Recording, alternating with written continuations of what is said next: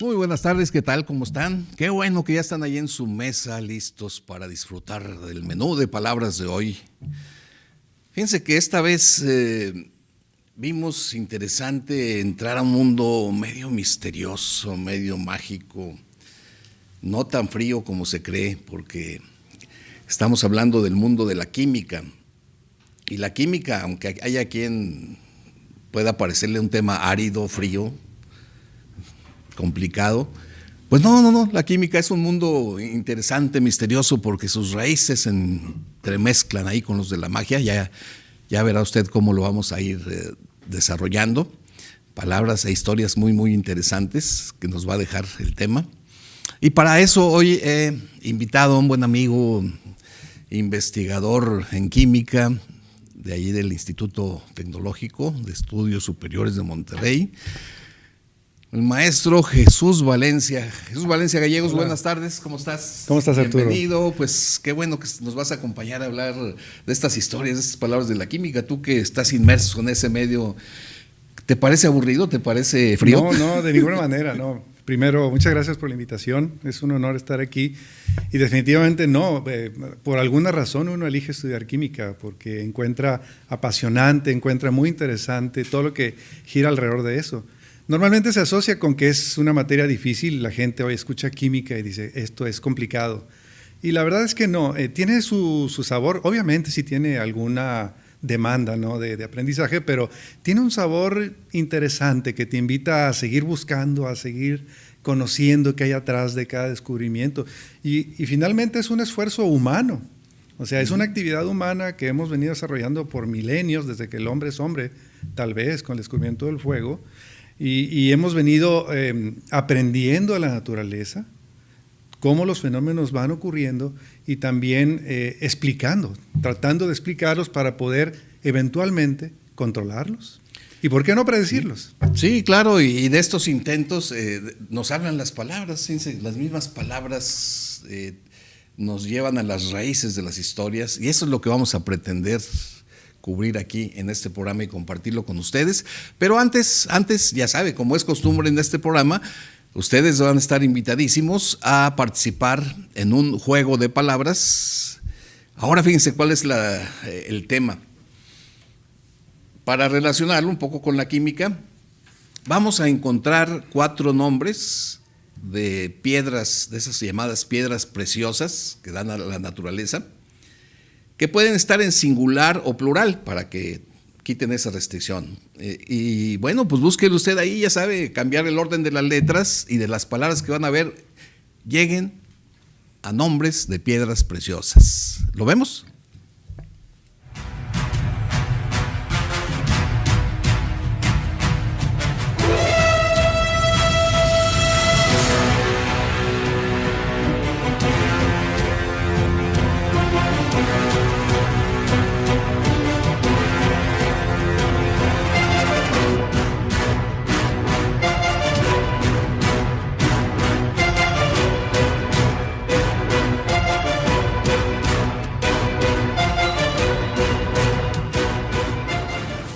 ¿Qué tal? ¿Difícil?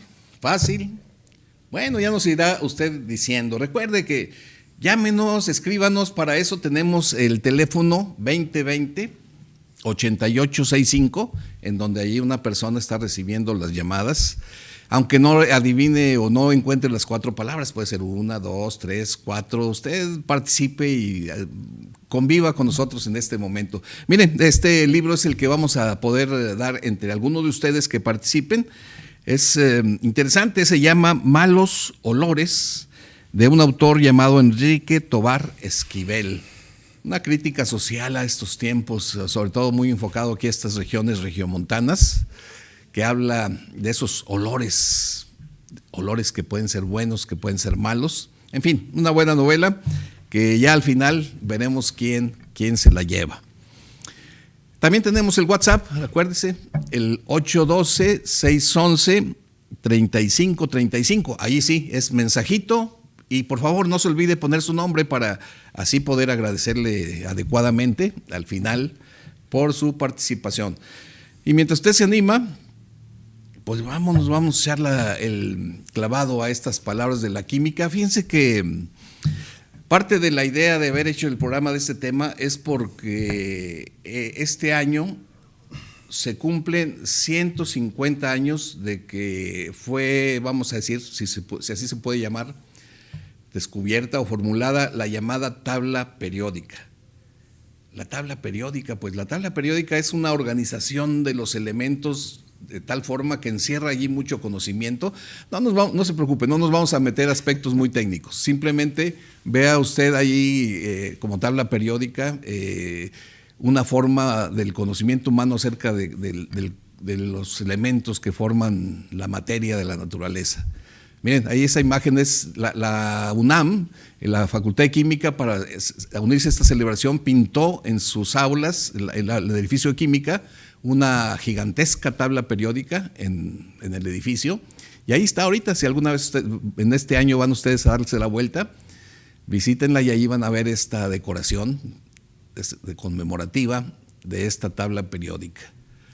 Cada quien a su modo está celebrando esta situación. Y nosotros aquí, en el modo de las palabras, pues vamos a empezar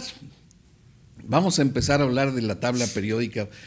Los elementos son los que forman la tabla periódica, ¿verdad? Que pues, si pudiéramos en pocas palabras decir qué importancia tiene la tabla periódica, ¿cuál sería tu opinión, Jesús? Bien, pues la tabla periódica lo que hace es organizar el conocimiento. O sea, finalmente lo que tenemos es un bagaje de conocimiento. En la antigüedad pues había muy pocos elementos, de hecho no había los elementos que actualmente están, que son 118.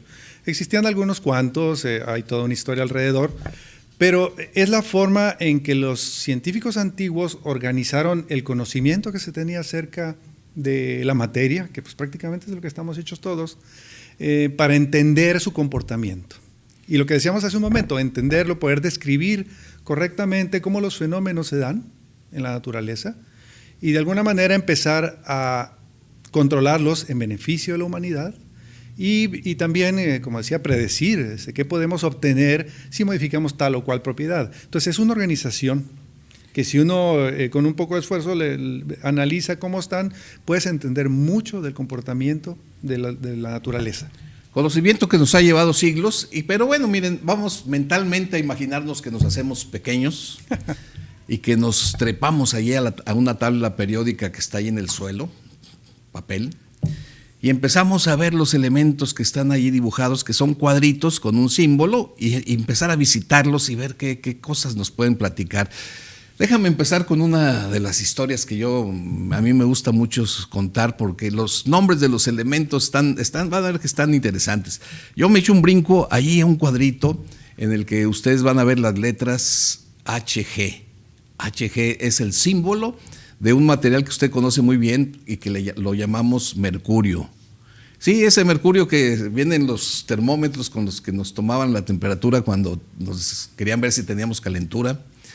Alguna vez, fíjense lo que ahora se dice, que el mercurio pues es hasta venenoso, pero nosotros de chiquitos hasta jugábamos con él. ¿Te acuerdas que en la mano así poníamos el mercurio y nos llamaba la atención cómo se movía ese metal líquido?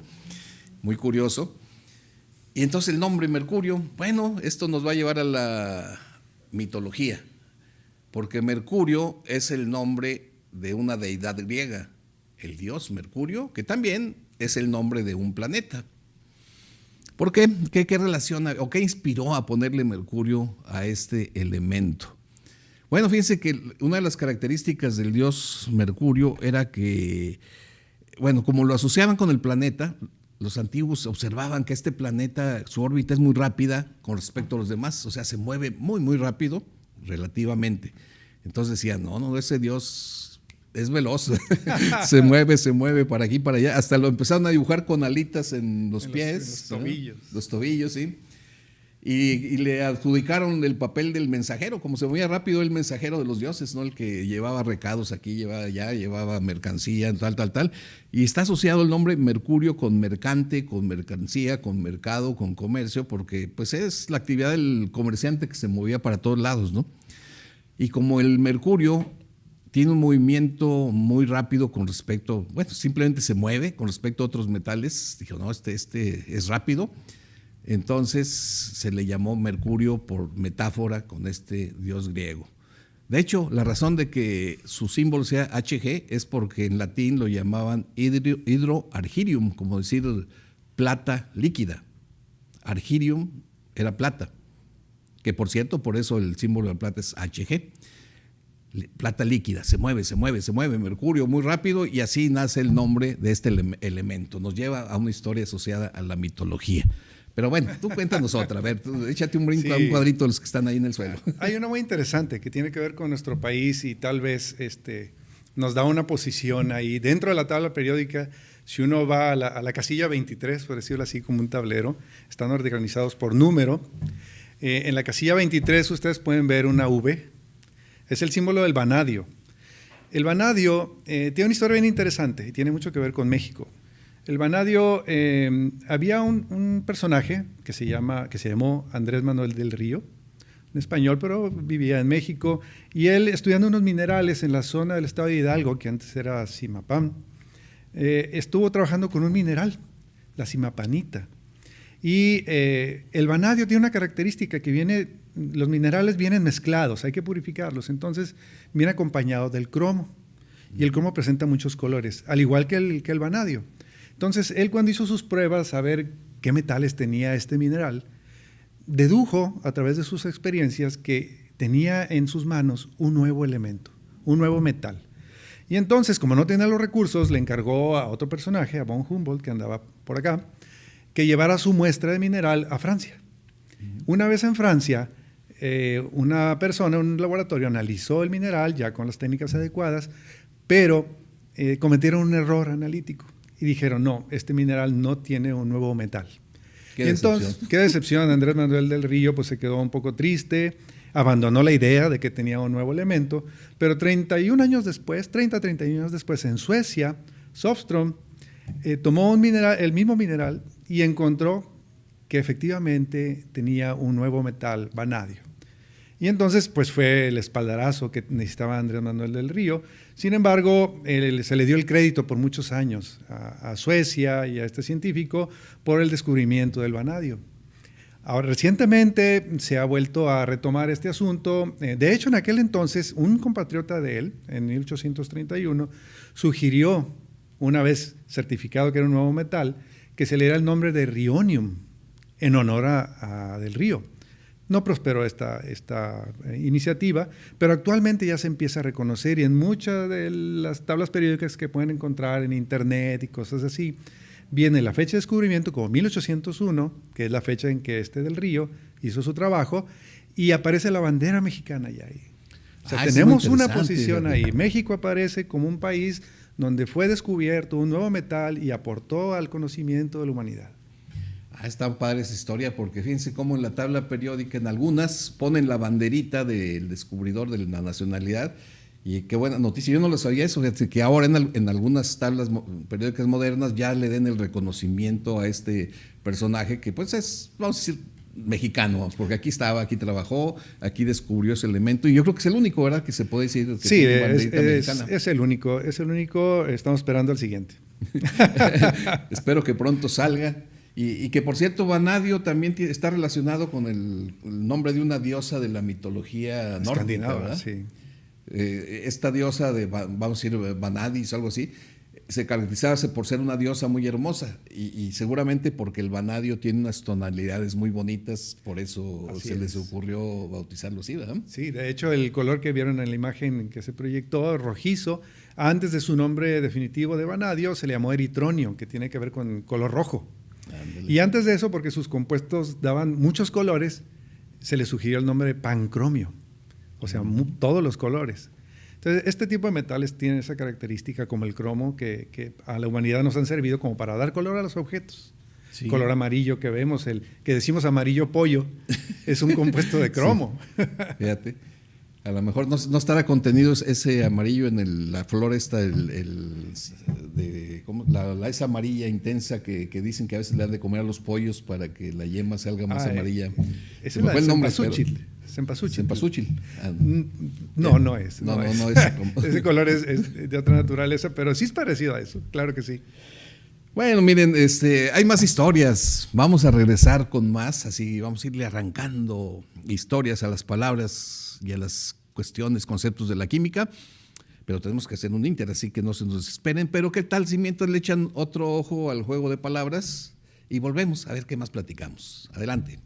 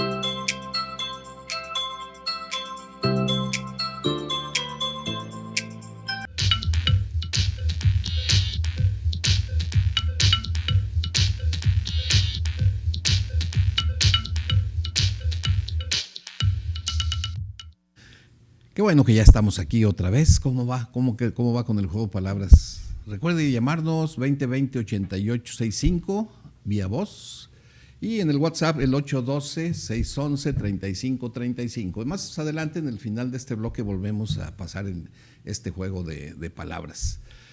Oiga, pues ya sabe, también otra costumbre, otro detalle que muy esperado en este programa es la recomendación literaria de Mariana García Luna, que ya la tenemos lista. Así que póngase listo, vamos a ver qué trae para nosotros ahora Mariana García Luna. Adelante.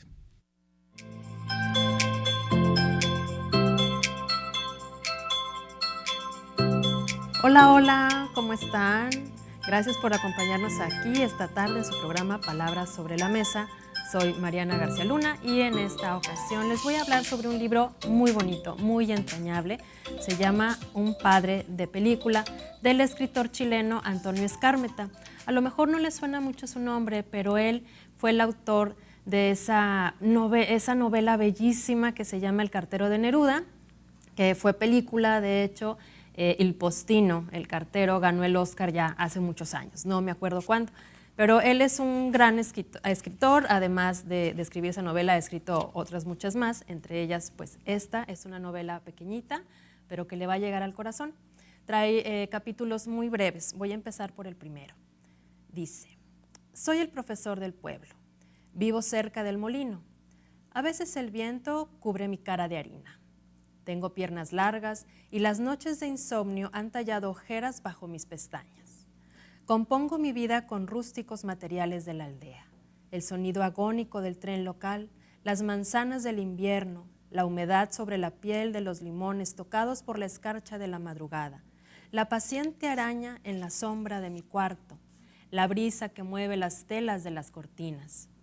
Mi madre lava enormes sábanas durante el día y por la noche escuchamos radioteatros bebiendo agua de toronjil hasta que la onda se pierde entre decenas de emisoras argentinas que ocupan el dial nocturno. Capítulo 2. Mi pueblo se llama Contulmo y es más chico que el cercano Traiguén. Antes de ir a la capital para titularme de profesor, terminé la secundaria en Angol, un pueblo algo más grande que Traiguén. Allí tuve un agudo estado de anemia que los médicos trataron recetándome emulsión Scott de aceite de bacalao e inyectando en mis brazos tonificantes de hígado. Una enfermera me inició en el hospital en el vicio de los cigarrillos baratos y para financiarme ese arte que desembocó en una bronquitis tuve que conseguirme otro trabajo. Este es sumamente ocasional y modesto. Una vez por semana mando con el camionero que viene a buscar las sábanas que mi madre lava para el hotel de Angol algunos poemas traducidos del francés que el director del periódico pone en el suplemento dominical. Mi papá es francés y regresó a París hace un año, cuando terminé mis estudios en la escuela normal y volví a Contulmo. Yo bajé del tren y él subió. Me besó desesperadamente en las mejillas y mi madre vino hasta el andén vestida de luto. Mi llegada a casa jamás reemplazó la ausencia de mi padre. Además, sabía hacer un buen pan crujiente, la baguette, distinto a las marraquetas y colizas de esta zona. También solía llevar naranjas y limones al mercado. Todos los días pasaba a buscar harina al molino y allí comenzó la amistad con el dueño. Cuando papá se marchó, yo no supe reproducir su arte para fabricar baguettes, pero mantuve la amistad con el molinero. Este sabe más del papá que yo mismo, sabe más del papá que mi propia madre. Y así empieza esta entrañable historia que le recomiendo de todo corazón. Soy Mariana García Luna, puede encontrarme en redes, Facebook, Twitter, Instagram. Nos vemos aquí el próximo martes. Adiós. Muchas gracias, Mariana. Seguramente ya por ahí tomamos nota todos y pues siempre atentos a seguir tus recomendaciones. Gracias. Bueno, pues aquí seguimos nosotros en esas palabras misteriosas de la química, visitando esos cuadritos de la tabla periódica a ver qué historias están ocultas ahí. Fíjate que una historia que a mí me llama mucho la atención es la del antimonio, porque por ahí hay una leyenda. Ya ves que las leyendas también se combinan con la historia, ¿no? ¿Cómo no? Y el antimonio, yo la primera vez que leí sobre la historia de este nombre, me encontré una que de pronto me sorprendió mucho y me la creí. Luego ya supe que pues no, era más leyenda que historia, ¿no? Pero por mucho tiempo yo la contaba, ¿no? Como si fuera cierto. Y esta leyenda habla de que había en Europa un convento de monjes que les gustaba mucho esta experimentación con la materia y que una vez agarraron este material y que pues empezaron a buscarle propiedades medicinales y entonces para probarlo lo probaron en ellos mismos, o sea, se comieron el polvo del antimonio pensando que con eso iban a tener unos ciertos efectos en su cuerpo y pues nada, que se murieron todos. Bueno, creo que nada más dicen que quedó uno vivo y fue el que narró lo que les había pasado, o sea, se envenenaron y que entonces a esa sustancia la llamaron antimonio, formada de anti y monio de monacus, monje. Entonces, como decir la sustancia antimonje, porque se los había echado a todos, ¿no?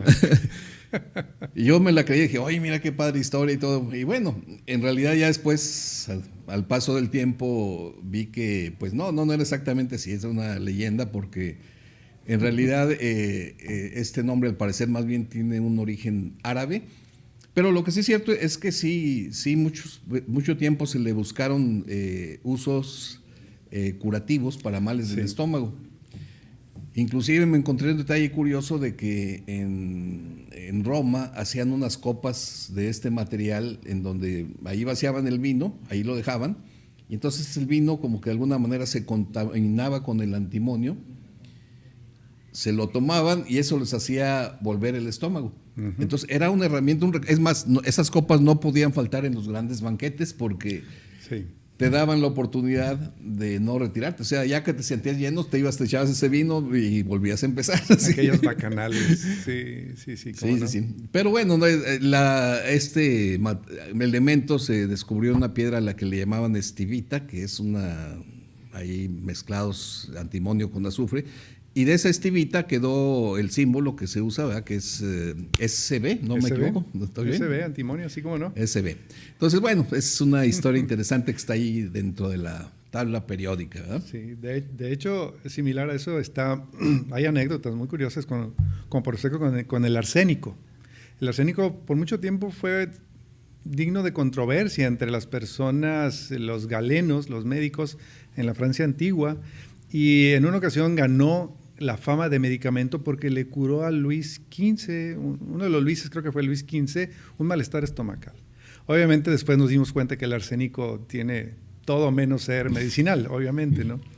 Otra historia interesante tiene que ver con el fósforo. La palabra fósforo, el fósforo es muy importante para nosotros. Nuestro cuerpo necesita fósforo para producir energía. Pero el fósforo es un producto de la alquimia, de aquellos antiguos buscadores de la piedra filosofal famosa que buscaban transmutar cualquier metal en oro. O sea, todo ese sueño alquimista que de alguna manera, si lo vemos así formalmente, es posible actualmente. Pero en aquel entonces buscaban la piedra filosofal. Y un alquimista alemán, apellidado Brandt, en 1669, se puso a buscar la piedra filosofal y se buscaba en los lugares menos esperados, porque él utilizó 50 cubetas de orina humana revuelta con arena y las hirvió. Imagínate el ambiente de ese lugar cuando estaba haciendo eso. Su sorpresa fue que al final obtuvo un polvo que resplandecía en la oscuridad y le llamaron fósforo. Precisamente el significado de la palabra fósforo, ya sea de la raíz griega o latina, tiene que ver con el significado de portador de luz. Así nació, así fue descubierto el fósforo. De hecho, fue por accidente en realidad. Buscando algo utópico, se llegó a un conocimiento que actualmente pues, nos sirve a nosotros, los científicos, ¿no? Son historias muy interesantes. Muy ligadas. Y fíjate que ahorita que dijiste del significado de la palabra fósforo, llevar, luz en griego, pues es prácticamente el mismo significado de otra palabra, nada más que se construida con la palabra latina Lucifer. Prácticamente tiene el mismo significado. Lucifer es portador de luz, pero usando una palabra latina. Pues fíjate cómo... Qué interesante. Sí, cómo se va de alguna manera, bueno, con diferente enfoque, ¿no? Si tú quieres. De hecho, hay un compuesto químico, bueno, un compuesto bioquímico, se llama luciferina. Ah, sí. Y sirve para marcar, para dar luz y poder ver cosas. Interesante, fíjate cómo bueno, aquí sí asociado otra vez con la química. Definitivamente. Pero fíjate que ahorita que comentaste esto de, pues ese tiempo en que la química no era química, era alquimia, pues esto nos puede llevar a analizar la palabra química, se parece, química, alquimia. ¿Cómo, ¿tienes alguna idea de dónde haya nacido la palabra alquimia o algo así? Sí, hay resabios históricos, pero así en corto, parece ser que nació como una palabra en Egipto. Ellos estaban muy enfocados a la cuestión de salud, pero tenían una palabra que se llama kemeia, que se traduce, que viene de la forma en que ellos mencionaban al país, Kem, y la traducción pudiera ser el arte egipcio. Pero la hipótesis más aceptada actualmente es que kemeia viene de kumus, de los griegos, que tiene un parecido similar, que es extraer jugos de plantas. Entonces la química en ese entonces pudiera ser como extraer jugos, porque no conocían los elementos en ese entonces. Ellos trataban de sacar la esencia y buscar cómo están constituidos la materia partiendo de su conocimiento en ese entonces. De ahí fue evolucionando, y cuando empezó la conquista árabe allá en Europa, se cambió, se le agregó el al-kemeya. Y el al, como es un prefijo, ¿sí? La química o alquemeia. Y allá por 1861 ya empezaron los científicos a dudar del conocimiento nada más intelectual, y basándose más que nada en la evidencia experimental. Uno de ellos, Robert Boyle, le quitó el al, y en su primer libro, donde la primera vez que aparece la palabra chemist, se le quitó el alchemist y aparece como chemist, como químico. Y ahí se le quedó ya el nombre. Puede ser que ahí nace ya la palabra ahí, química. como en 1861, por el primer científico basado en evidencias, bueno, podríamos decir. Alguien que soportó mucho esa corriente de decir, no basta con el razonamiento filosófico, necesitamos comprobarlo en la práctica. Robert Boyle. Que yo creo que ahí es donde se hace el rompimiento, ¿no? Se separa, vamos a decir, la química de la alquimia, como separar la ciencia de la magia, aunque... Exacto. Pero fíjate, como comentábamos ahorita afuera de cámaras, esa época de la alquimia, aunque se podría haber visto así como muy de hechiceros, de magia y eso, pues en realidad fueron esfuerzos interesantes que hicieron los hombres por tratar de entender el comportamiento de la materia. Y aquí me acordé, así lo menciono brevemente, una técnica de estos personajes, que es el baño María, que seguramente usted ha usado en la cocina o lo ha visto usar, que es pues simplemente calentar sustancias en un baño de agua. Eso te garantiza que lo que tengas ahí adentro jamás va a subir su temperatura arriba de los 100 grados centígrados, que es porque mientras el agua está hirviendo no va a subir más la temperatura. Eso lo descubrieron los alquimistas, ¿verdad? Y así descubrieron la técnica del baño María. Gracias a María la judía, que fue una alquimista mujer, para que se sepa. Oigan, pues el tiempo nos está exigiendo hacer otro corte, así que vamos a hacerlo y le echamos de pasadita otro ojo a el juego de palabras. Adelante.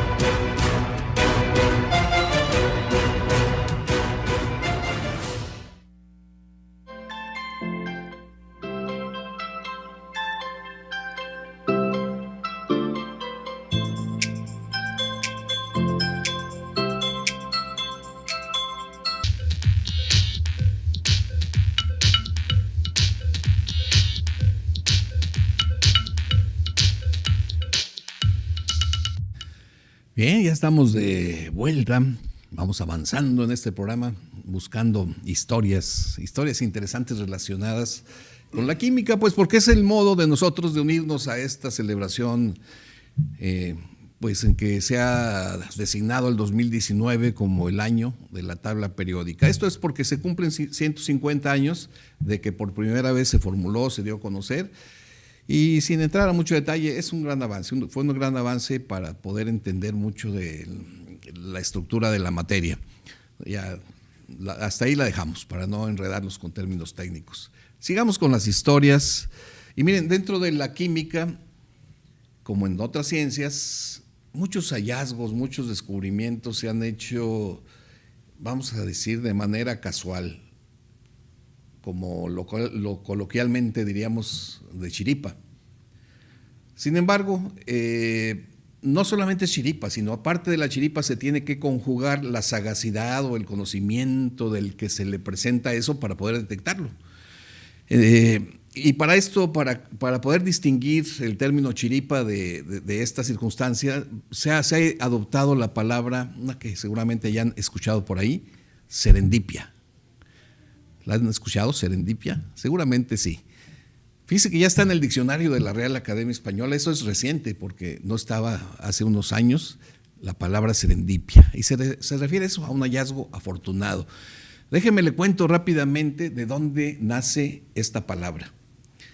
Allá por fines del siglo XVIII, 1790 y tantos, un escritor inglés llamado Horace Walpole escribe una carta en donde narra a un amigo de él que le ocurrió un detalle curioso. Él era muy aficionado a pues estas cuestiones de los escudos de las familias, heráldica creo que se le llama, y él estaba revisando un álbum de heráldica y de pronto se topa con un escudo de una cierta familia que nadie jamás había hallado. Entonces fue un hallazgo importante para el medio de la gente que estudiaba eso. Y en la carta él narra, dice, fíjate que este tipo de situaciones deberían tener un nombre y a mí se me ocurre la palabra serendipia. Y la tomó, mira ahí en pantalla ven la portada de un pequeño libro, de unos cuentos persas de la antigüedad, en particular un cuento que se llamó Los Tres Príncipes de Serendip. Y Serendip era el antiguo nombre de Ceilán, esa isla que está por ahí, y que si mal no me acuerdo, Serendip significaba en esa lengua como la isla de los leones, algo así. Bueno, en este cuento, así brevemente les doy nada más el ABC, los tres príncipes son mandados por su padre a que fueran a conocer el mundo, a que se maduraran, y eran muy sagaces. Entonces se cuenta en una parte del cuento que, pues para divertirse, venían por un camino y empezaron a adivinar lo que por allí había pasado. Entre ellos competían, decían, miren, por aquí pasó un camello y que estaba cojo. Y el otro decía, sí, y además estaba ciego de un ojo. Y sí, y además de un lado iba cargando miel y del otro lado iba cargando, creo que ponían, no me acuerdo si era un grano o algo así. El asunto es que ahí se van divirtiendo, poniendo a prueba su sagacidad, y cuando llegan al pueblo, un mercader les pregunta que si no vieron un camello en el camino. Y uno les dice, sí, uno que estaba ciego, y un ojo que estaba cojo, que llevaba cargando esto y lo otro. Y entonces el mercader sospechó y dijo, esto se lo robaron. Entonces los acusa ahí con el sultán, se los llevan presos y ya los confiesa, ¿de dónde dejaron el camello? No. Y entonces, ¿cómo supieron eso? Ajá. Bueno, no, es que vimos que en el camino nada más la hierba estaba comida de un lado y del otro no. Entonces seguramente es porque el camello no veía la hierba del otro lado y estaba ciego de ese ojo. Estaba cojo porque se ven las huellas, se veía cómo se arrastraba una de las patas. Y así, o sea, por observaciones habían concluido y habían concluido bien. El cuento termina en que afortunadamente en ese rato aparece el camello y entonces ya lo liberan y el sultán se sorprende de su sagacidad e inclusive ya de ahí viene que los casa con sus hijas, etcétera, etcétera, como eran esos cuentos, ¿no? Entonces ese es el origen de la palabra serendipity, de que por sagacidad y casualidad se le nombra a los hallazgos en la ciencia, muchos de ellos en la química. Entonces ahora sí aquí te voy a pasar la palabra de Jesús. Tú debes conocer ese tipo de situaciones en que de pronto la casualidad y la sagacidad hacen que se dé un descubrimiento. A ver, cuéntanos de algunos. Pues sí, hay historias así, y todas muy interesantes y tienen que ver con cuestiones que son muy cotidianas para nosotros en realidad, ¿eh? Por ejemplo, el teflón. Lo usamos, es muy usual que tengamos en nuestra casa un objeto con teflón.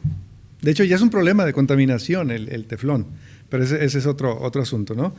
Pues el teflón fue descubierto por mero accidente en una empresa muy grande, por los 30s, en DuPont. Había un científico que estaba buscando nuevos gases refrigerantes, los freones que llamamos ahora, lo que traen los refrigeradores y todos esos aparatos. Entonces estaba buscando uno y selló en un recipiente una mezcla de gases pensando en obtener un nuevo gas. Cuando lo abrió vio que no tenía ni siquiera gas. Entonces le dio curiosidad y lo que vio fue que el recipiente estaba recubierto con un material blanquecino.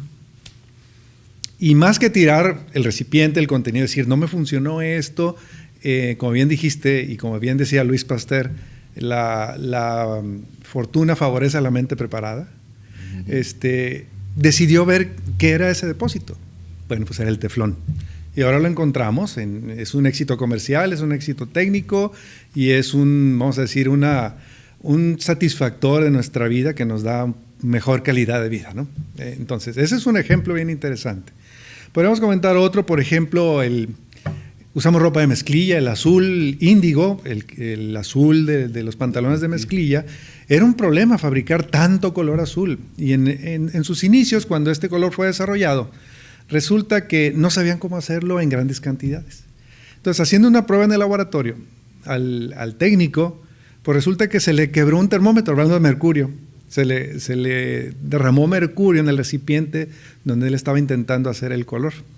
Pues resulta que el mercurio ayudó a que se hiciera mucho más fácil el material. Y gracias a ese accidente afortunado y a esa disposición de observar lo que estaba ocurriendo, tenemos ahora una gran cantidad de color azul suficiente para teñir pues, cualquier cantidad de mezclilla en el mundo. Mira, está interesante eso. Sí. Y fíjate que aquí me acordé también de una clásica serendipia que muy famosa porque ha salvado millones de vidas. Es cuando se descubre la penicilina, ¿no? Que Fleming también estaba ensayando con, digamos, reproducción de cierto tipo de bacterias nocivas. Parte de un enfoque de la leyenda o de la historia cuenta que se estaba comiendo por ahí un pan y que de pronto ya le dio sueño, dejó ahí el pan y se fue y cerca de una de las muestras donde estaba el pan, al paso del tiempo, porque se tardó en regresar, se desarrollaron ciertas, vamos a decir, como hongos ahí que luego cuando él llega, pues ve que en todas las muestras estaban proliferando esas bacterias, pero en esa que se habían aparecido esos hongos, no. O sea, ahí no se desarrollaron las bacterias, entonces bien pudo haber tirado, decir, esta se me echó a perder y ya la tirarla, ¿no? Sí. Pero él se preguntó por qué aquí no, y entonces empezó a ver que estos hongos o mohos, como sea, tenían esa propiedad de combatir a las bacterias y de eliminarlas. Entonces ya se mete a estudiar más de fondo eso y entonces llega a descubrir eso que él mismo llamó penicilina y que pues se convirtió en una medicina importante, ¿no? Sí, cómo no. Sí, así hay casos en la historia de la medicina. Pero déjame contarte algo. Uno que es una serendipia, pero tiene también cierta connotación yo creo que a todos nos ha pasado que a veces tenemos un problema y no encontramos la solución. Y aún dormidos, estamos pensando en ese problema. Pues eso le pasó a esta persona, un alemán que se apellida Kekulé. Había una controversia allá en el siglo XIX estaban los químicos pensando y no hallaban la solución a cómo era la forma de una molécula. Algo tan podría parecer trivial para mucha gente, ¿no? Pero estaban pensando cómo explicar con una representación, una fórmula, el comportamiento en la naturaleza de esa molécula. Pues nadie salía con la solución, con la respuesta. Y esta persona había estado razonando continuamente al respecto del benceno, es este compuesto, que ahora es el ejemplo clásico, el benceno, y cuenta la historia que regresando a su casa de algún lugar, se quedó dormido en el camión. Y una vez dormido empezó a soñar cosas relacionadas con eso, y en cierto momento soñó una serpiente que de repente se enrollaba sobre sí misma y se mordía la cola. Y ahí despertó repentinamente y dijo, ya lo tengo, esta es la solución, la molécula tiene una forma de ciclo. Y fue correcto su hallazgo, ese descubrimiento por sorpresa, por asalto, resultó correcto. Y a raíz de ahí ya nace el concepto de que puede haber estructuras cíclicas. Exacto. Que explicó muy bien la Albenceno. La serpiente mordiéndose la cola. Fíjate que yo tengo bien clarito un ejemplo de estos que tú nos platicas en la preparatoria. Yo tenía un problema de física que no podía resolver, él lo traía una noche así durmiendo, soñé cómo era la solución del problema y sí, igual me levanté y dije, no puede ser, ¿no? Y lo resolví, ya me salió el resultado. Y dije, hombre, qué padre, se siente bien bonito, ¿no? Sí. Como seguramente esa emoción de decir, ya lo encontré, eureka, como le pasó a Aristóteles. Arquímedes, sí, perdón. Es inigualable, ¿no?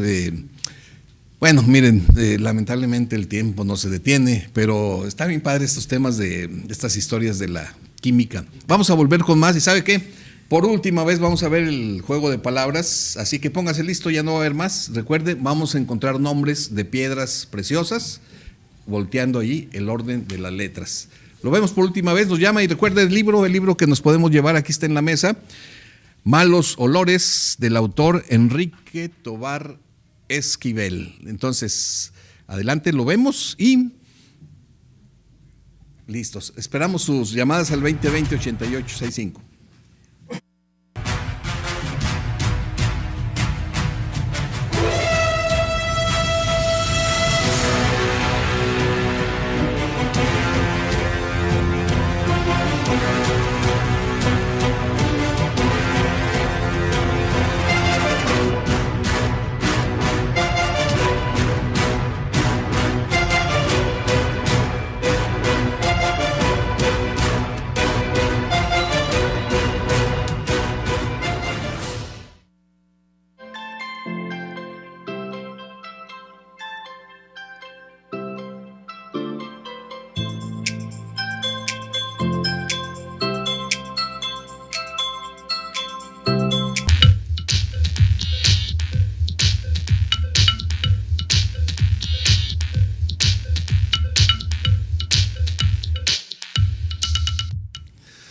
Pues ya ven qué interesantes estas palabras que oculta la química, que están ocultas ahí en los nombres de los elementos, de las sustancias, de estas historias que no son tan frías ni son tan complicadas, las podemos disfrutar igualmente.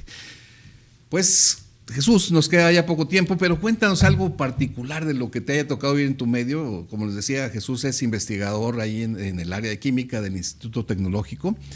Y pues seguramente te habrá tocado conocer muchos detalles que puedan más o menos asociarte con eso que platicamos, ¿no? Sí, claro. Particularmente algo muy, muy local, como te decía. Ha habido personas, a veces lo vemos muy lejano esto, pero localmente tenemos casos, por ejemplo, el caso del doctor Jorge Domínguez, que fue un investigador muy reconocido a nivel mundial, que estaba aquí, fue mucho tiempo profesor del Tecnológico. Pero esta cuestión de darle nombres a las sustancias químicas tiene su encanto, tiene algunos privilegios. Tú puedes asignar los nombres a ciertos compuestos, nombres comunes.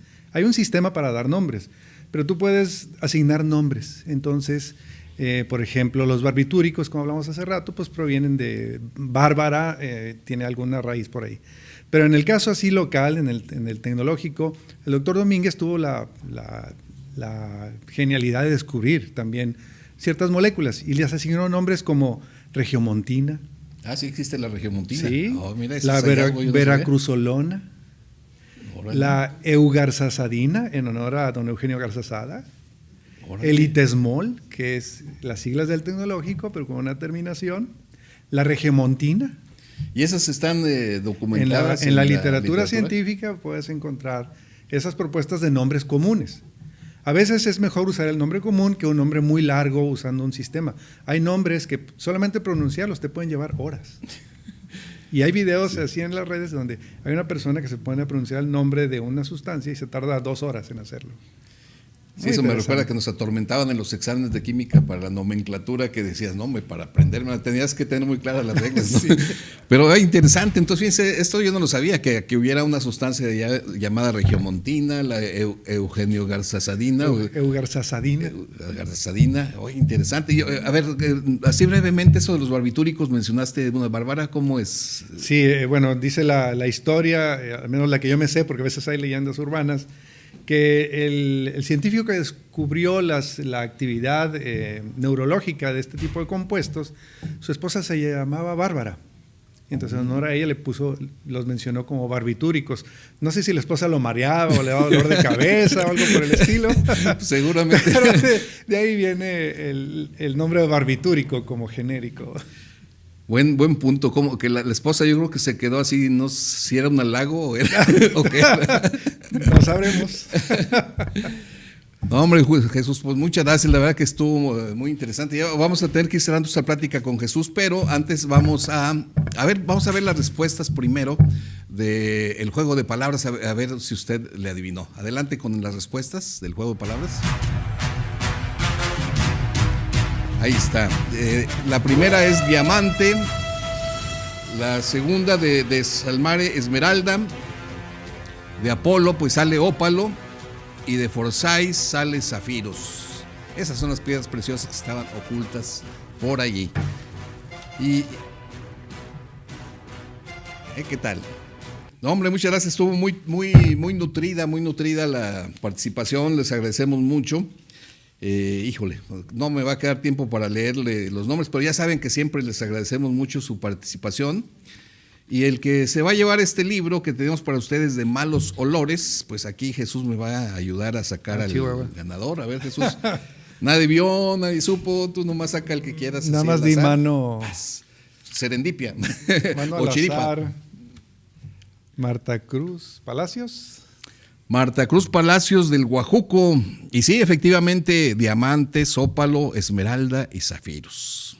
Muy bien, Marta, pues ya sabes, para recoger tu libro, vienes aquí a las instalaciones del Canal 28 en horas de oficina. Aquí va a estar en recepción tu libro y pues ojalá que lo disfrutes. Por lo demás, pues ya no nos queda más que agradecerte, Jesús. Muchas gracias por tu visita, por tus aportaciones. Espero que en un futuro hagamos otro menú de palabras. A tus órdenes, gracias. Amigos, ya saben, próximo martes tenga lista la mesa, que yo aquí voy a tener listas las palabras. Hasta la próxima.